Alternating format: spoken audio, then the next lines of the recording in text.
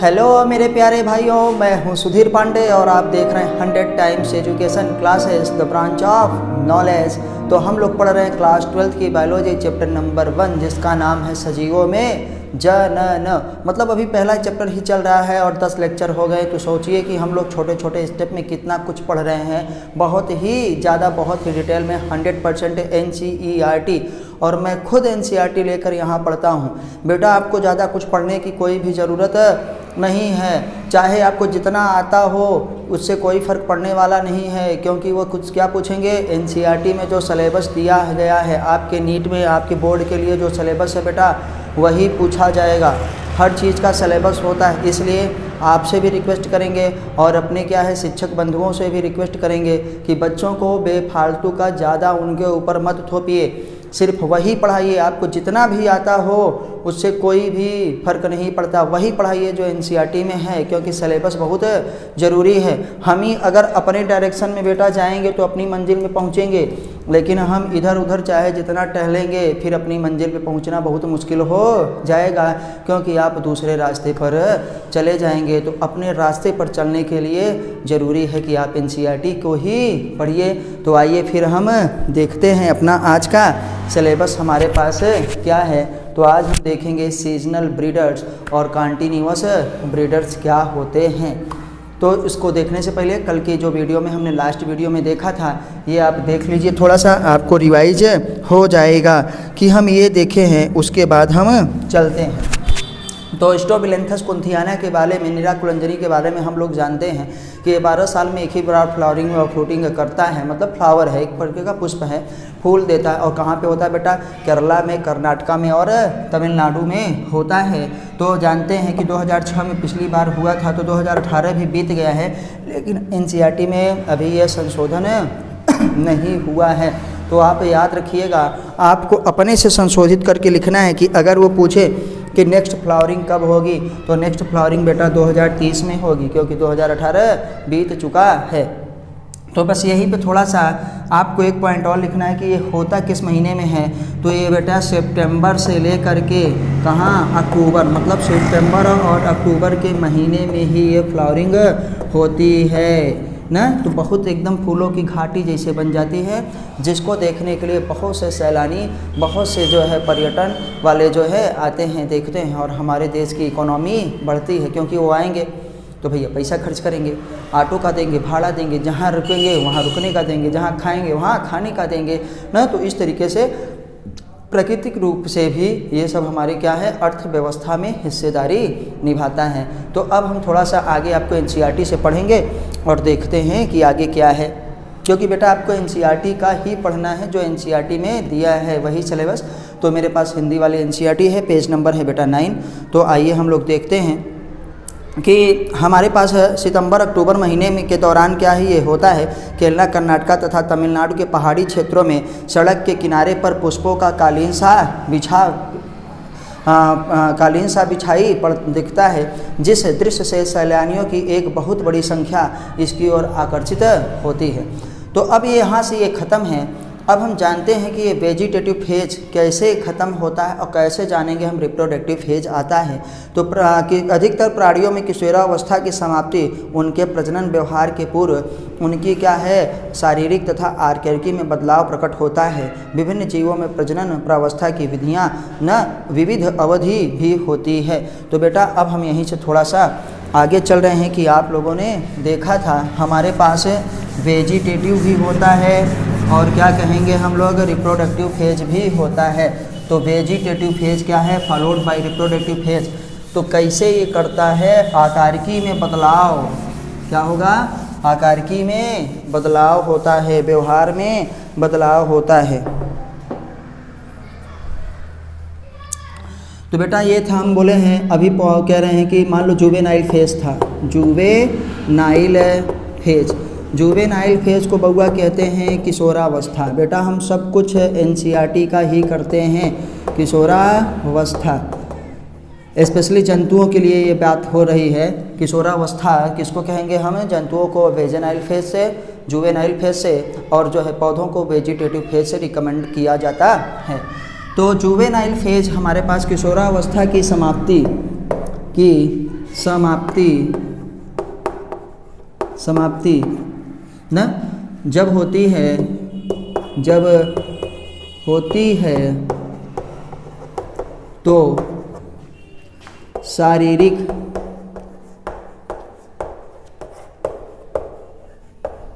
तथा आकारिकीय रूप से बदलाव होता है। तो हम कहेंगे बेटा हम कैसे जानेंगे कि हमारे पास कायिक अवस्था पौधों में और हमारे पास जंतुओं में किशोरावस्था समाप्त हो रही है। तो जब हम अपनी बात करेंगे जंतुओं की, तो जंतुओं में देखिए शरीर का आकार बदलने लगता है। मतलब लड़कों में दाढ़ी आने लगती है, मूछें आने लगते हैं। ये हमारे पास कौन सा मार्फोलॉजी। लड़कियों में क्या होता है बेटा, उनके ब्रेस्ट डेवलपमेंट होने लगते हैं ना, हिप चौड़े होने लगते हैं। आवाज़ क्या होती है, पतली होने लगती है, हाई पिच वॉइस होती है ना। लड़कों की क्या होती है, लो पिच वॉइस, मतलब भारी आवाज़ होने लगती है। शोल्डर्स क्या है, चौड़े होने लगते हैं, मतलब मांसपेशियाँ बढ़ने लगती हैं। तो हम जानते हैं कि ये हमारे पास किसकी तरफ हम जा रहे हैं बेटा, हम लोग जनन प्रावस्था की तरफ जा रहे हैं। अगर बात करें शारीरिक बदलाव की, हमारे पास शरीर का मतलब है अंदर वाला फिजियोलॉजी में, तो कहेंगे हमारे पास टेस्टोस्टेरोन मतलब एंड्रोजन ज़्यादा डेवलप होने लगता है, जिससे हमारे क्या है जननांगों में बाल आने लगते हैं, स्पर्म का फॉर्मेशन होने लगता है। महिलाओं में क्या होता है, पीरियड्स चालू हो जाते हैं, ओवम का फॉर्मेशन स्टार्ट हो जाता है। तो ये सब हमारे पास क्या है, शारीरिक तथा क्या है आकार की बदलाव होने लगता है। देख कर के ही हम लोग जान जाते हैं कि बच्चा अब बड़ा हो रहा है हमारा, वो चाहे लड़का हो चाहे वो लड़की हो। हम लोग देखते हैं दाढ़ी मोछा के घर में कहते हैं बेटा बड़े हो गए हो। लड़कियों के ब्रेस्ट डेवलपमेंट होने लगते हैं तो घर वाले भी बताते हैं कि भैया अब बड़े हो गए हो। तो हम लोगों में किसके द्वारा ये सब फॉलो किया जाता है, हम लोग शारीरिक तथा क्या है आकार की। बेटा मेरी पाई मात्रा पे मत जाना, थोड़ा सा गड़बड़ हो सकता है। तो हम कहेंगे कि ये सब चेंज होने लगता है। और जंतुओं में तो स्पेशली बहुत सारी चीज़ें हैं, हम लोग देख के ही जान जाते हैं कि बंदा अब बड़ा हो गया है। बिहेवियर भी चेंज होता है, थोड़ा एग्रेसिव नेचर हो जाता है। एग्रेसिव नेचर वो लड़के का हो चाहे लड़की का हो, थोड़ा गुस्सैल होने लगते हैं, थोड़ी बातों को इधर उधर घुमाने लगते हैं। तो वो सब हमारे पास क्या हो गए हैं, हम जानते हैं कि अब वेजिटेटिव फेज हमारा ख़त्म और रिप्रोडक्टिव फेज क्या हो जाता है चालू। लेकिन सॉरी मैंने वेजिटेटिव फेज बोला है तो पौधों के लिए, और जुवेनाइल फेज किसके लिए, जंतुओं के लिए होता है। तो आइए अब थोड़ा सा देखते हैं। और ये वेजिटेटिव फेज जो है हमारे पास वो चाहे जंतुओं में और चाहे क्या है पौधों में अलग अलग अवधि का होता है। तो क्या कहेंगे, हमारे पास वो वेजिटेटिव फेज हो चाहे हमारे पास जुवेनाइल फेज हो, वो भी अलग अलग अवधि का होता है ना। और हम लोग उसमें भी देख चुके हैं कि पीछे आपको बता चुके हैं, लड़की के लिए 11 से 13 साल, लड़कों के लिए 14 से 16 साल होता है। तो टाइम अलग अलग है। और कोई फिर रिप्रोडक्टिव फेज उसका ज़्यादा होगा, किसी का कम होगा। तो आइए फिर एनसीईआरटी की बात करते हैं थोड़ा सा आगे, ताकि आपको हूबहू वही पढ़ना पड़े। तो प्राणियों में अगर हम बात देखें, जंतुओं में इन एनिमल्स, उदाहरण पक्षी क्या वर्ष भर अंडे देते हैं। कुछ पक्षी ऐसे भी हो सकते हैं जो वर्ष भर अंडे दें, कुछ ऐसे हो सकते हैं कि जो सीजन में अंडे दें। तो पक्षी बेटा ज़्यादातर पक्षी क्या होते हैं, वो वर्ष भर अंडे नहीं देते हैं, अपने सीजन में ही अंडे देते हैं। जैसे हम बकुला को जानते हैं बरसात के मौसम में आता है अंडे देता है। हम लोग कौवा को जानते हैं अपने सीजन में देता है, कोयल अपने सीजन में देता है। और बकुला को तो हम इसलिए बता रहे हैं क्योंकि हम लोग गांव वाले हैं, नीम का पेड़ है और दिन भर बकुला वहीं पे बैठ के चें चें चें करते रहते हैं, लाइटिंग करते रहते हैं। तो ये क्या है, सीजनल हमारे पास होते हैं। क्या यह किसी मौसम में संबंध घटनाक्रम है? हाँ बेटा घटनाक्रम है। मेढक को जैसे हम लोग जानते हैं कि मेढक क्या है, बरसात में ज़्यादा निकलता है, ठंडी में कम निकलता है। हम लोग जाए तो सांप को जानते हैं कि बरसात और गर्मी में वो ज़्यादा दिखाई देते हैं, न ठंडी में कम दिखाई देते हैं। छिपकली में यह प्रक्रिया कैसे होती है, सीजनल है।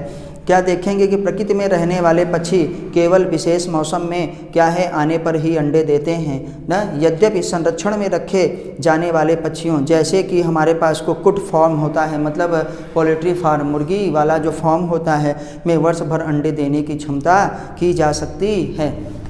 तो आइए हम देखते हैं कि जो हमारे पास फ्री इन नेचर में होगा, प्रकृति में रहने वाले जो पक्षी हैं, जो खुले वातावरण में रहने वाले पक्षी हैं, तो हम उनको क्या कहते हैं बेटा, वो सीजन में ही अंडे देते हैं। देखिए जैसे अगर हमारे पास मुर्गी है, हमारे पास मुर्गी है तो हम कहेंगे क्या होता है, थोड़ा देखते हैं।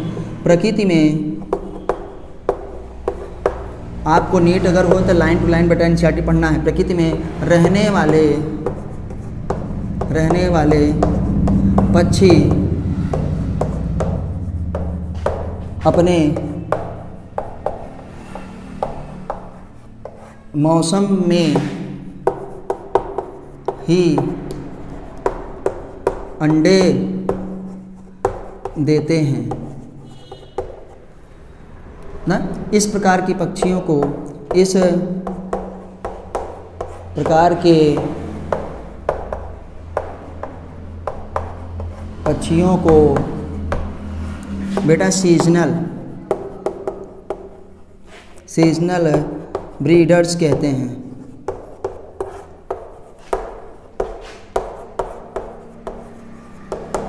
मतलब अपने सीजन में ही देते हैं। लेकिन जो पक्षी बेटा हमारे पास हम कह रहे हैं, इसी पक्षी में सेकंड अपवाद हो गया इसका, पोल्ट्री फॉर्म में रहने वाले पक्षी ना, कुक्कुट फॉर्म में रहने। पोल्ट्री फॉर्म का हिंदी क्या होती है बेटा? कुक्कुट फॉर्म एनसीईआरटी बताती है। तो हम यहाँ साफ साफ लिख रहे हैं कि मुर्गी पालन केंद्र में, ठीक है, मुर्गी पालन केंद्र, जिसको हम क्या कहेंगे? Poultry farm. क्या कहेंगे? पोल्ट्री क्या है? फॉर्म में, मुर्गी पालन है केंद्र में क्या होता है? पक्षी साल भर अंडे देते हैं। कितना बेटा? साल भर अंडे देते हैं। और ये कैसे साल भर अंडे देते हैं भैया? क्योंकि जो इनके हार्मोन्स हैं वो अपने सीजन में एक्टिवेट होते हैं, क्योंकि उनको बाहर खुला छोड़ा गया है, उनको कोई इंजेक्शन नहीं दे रहा है। लेकिन पोल्ट्री फार्म वाले में उनको जो है इंजेक्शन दिए जाते हैं, उनको ग्रोथ हार्मोन के इंजेक्शन दिए जाते हैं कि वो उनको क्या है, जल्दी से जल्दी उनसे रोज़ रोज़ अंडा लिया जा सके। क्योंकि नेचर में जो मुर्गी रहती है वो बेटा महीने में 15 दिन ही अंडे देती है, उसके बाद वो अंडे नहीं देती, फिर अगले महीने में देगी, फिर अपने, क्योंकि उसकी बॉडी में वो जिस हार्मोन्स की ज़रूरत है उसको बनाना के लिए टाइम चाहिए। जैसे हम ही लोगों के यहाँ कहा जाता है कि भैया बच्चा को पैदा करने में, गर्भ को धारण करने में कम से कम 3 से 5 साल का अंतर जरूर रखिए। पहले बच्चे से दूसरे बच्चे में 3 से 5 साल का अंतर होना चाहिए, ताकि माँ का शरीर पूर्ण रूप से डेवलप हो जाए और बच्चा भी स्वस्थ रहे और जच्चा भी स्वस्थ रहे। जच्चा मतलब माँ, तो जच्चा और बच्चा भी स्वस्थ रहे। और मुर्गी में ये क्या है कि उनको, मुर्गी को वहाँ पे रखे हैं बेटा तो उनको खिलाना पड़ता है, उनका खर्चा बैठता है ज़्यादा, तो सोचते हैं कि डेली का डेली हमको अंडे मिले, क्योंकि फ़ायदे के लिए ही ये बिजनेस किया जाता है। तो जब तक मुर्गी अंडे देती रहती है तभी तक उसको वहाँ पे रखा जाता है, नहीं तो उस मुर्गी को फिर बाहर मार्केट में बेच दिया जाता है, जिसको हम लोग कहते हैं कि मुर्गा खाए हैं। तो मुर्गा बहुत कम ही लोग खाते हैं बेटा, सब मुर्गी खाते हैं। वो भी मुर्गी जो अब अंडे नहीं देती है, मतलब उसकी फर्टिलिटी ख़त्म हो गई है, इनफर्टाइल हो गई है, स्टेरिलिटी उसमें आ गई है, जिसको हिंदी में बांझ कहा जाता है। तो उस मुर्गी को फिर बेच दिया जाता है, लोग उसको खा लेते हैं। तो बेटा उसमें डेली इंजेक्शन दे करके कि ताकि उसमें अंडे डेवलप जल्दी हों, और इसलिए हमको रोज़ रोज़ अंडे मिलते हैं। लेकिन याद रखिएगा कि जो मुर्गी बाहर रहेगी वातावरण में, खुली प्रकृति में न, पोल्ट्री फार्म में नहीं है, वो सिर्फ सीजन में अंडे देगी। और बाकी जो है वो एक बार अगर उसको चालू हो गया उसका अंडे देना, तो वो जब तक अंडे देती रहेगी तब तक उससे वो रोज़ अंडे लेंगे, फिर उसको हटा दिया जाता है। तो आइए देखते हैं हम लोग, यद्यपि संरक्षण में रहने वाले, संरक्षण मतलब कैपिटेटिव कंडीशन में रहने वाले पक्षियों जैसे कुक्कुट फार्म में वर्ष भर अंडे देने की क्षमता उत्पन्न की जाती है, उत्पन्न होती नहीं है क्षमता, उत्पन्न की जाती है बाई द क्या है, हार्मोनल इंजेक्शंस के द्वारा। ऐसे मामलों में अंडे देने का कार्य जनन प्रक्रिया से संबंधित न हो करके इसके बड़े पैमाने पर व्यापार के लिए किया जाता है, जो मात्र मानव कल्याण ही किया जा सकता है। तो बेटा वो कह रहे हैं कि जब हम रोज़ अंडे निकालते हैं हम कुक्कुट फॉर्म से, देखो इसकी हिंदी भी लिख दे रहे हैं, कुक्कुट ना फॉर्म, कुक्कुट फॉर्म से मतलब जहाँ पे मुर्गी रहती है, बतख रहते हैं, वो सब रहते हैं। तो डेली अंडे लेने का मतलब है रोज़ अंडा क्या है मिलता है, रोज़ अंडा क्या है मिलता है या निकालते हैं, मिलता है वो किसके लिए होता है बेटा? व्यापार के लिए, व्यापार के लिए। उस अंडे में से क्या है? चूजे मतलब बच्चे नहीं निकलेंगे। वह अंडा क्या है? जनन से संबंधित नहीं होता। वह अंडा जनन के लिए नहीं होता है, याद रखिएगा, के लिए नहीं होता है। तो बेटा कुक्कुट फॉर्म में जो पोल्ट्री फॉर्म होता है उसमें जो पक्षी रहता है वो साल भर अंडे देता है, सिर्फ और सिर्फ बिजनेस के लिए, व्यापार के लिए। लेकिन जो पक्षी जो है हमारे पास प्रकृति में रहता है वो जनन के लिए अंडे देता है, तो अपने केवल सीजन में देता है। तो अब यहीं पे बात आती है क्या होता है? सीजनल ब्रीडर्स और क्या होते हैं? कॉन्टिन्यूअस ब्रीडर्स हम लोग जानते हैं। चलो बेटा BREE यहाँ पे होगा, तो याद रखिएगा। सीजनल ब्रीडर्स कहते हैं। तो थोड़ा आगे अब और भी बढ़ते हैं।